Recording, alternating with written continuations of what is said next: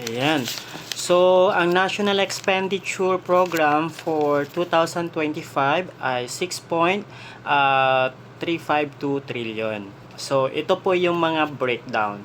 So, 9.9 billion for teaching allowance for school teacher, for public school teacher. 12.4 billion naman po para sa DepEd computerized program. 29.3 billion for basic education facilities program. 3.1 billion for Revenue Information Systems Development and Infrastructure Support Program. Samantala po, 74.4 billion for National Health Insurance Program. 58.7 billion for Medical Assistance Program naman po. And 23 billion for Health Facilities Enhancement Program. And 977.6 billion for education budget. 53.1 billion naman for universal access to quality tertiary education program. 1.8 billion for pambansang pabahay para sa Filipino program.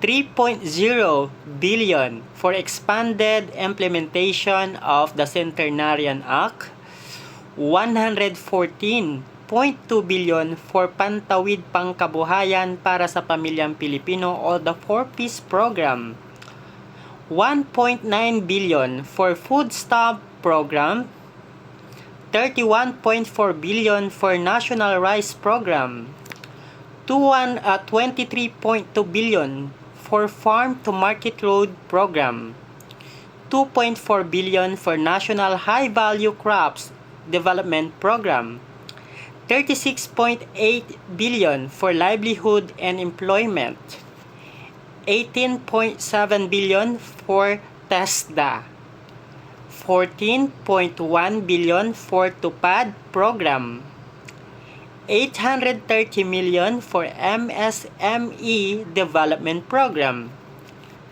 454 million for establishment of negosyo centers, 8.4 million for Green Lane for strategic investments, 23.2 billion for research and development, 50 million for Malikhaing Pinoy Program, 127 million for Philippine Experience Program, 90 million for development and enhancement of gastronomy tourism products, 74 million for Halal Food Industry Development Program, 70.6 billion for ICT and digitalization, 575 million for Public Financial Management Program, 70 billion for salary increase for government employees,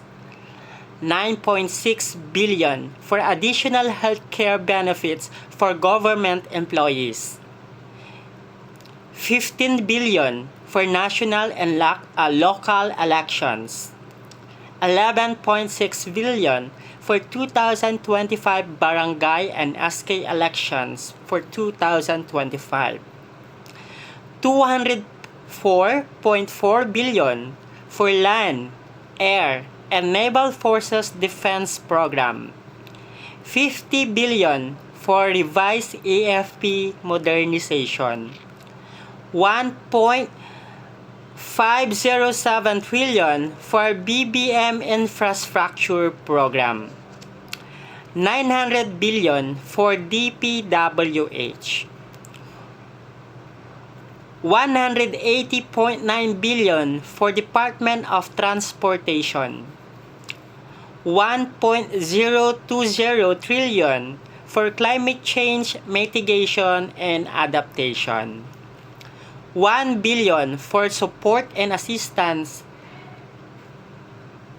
to participatory budgeting, 1 billion for green program, 417.9 billion for risk resiliency program, 94.4 billion for support to Bangsamoro Autonomous Region Muslim Mindanao, and 100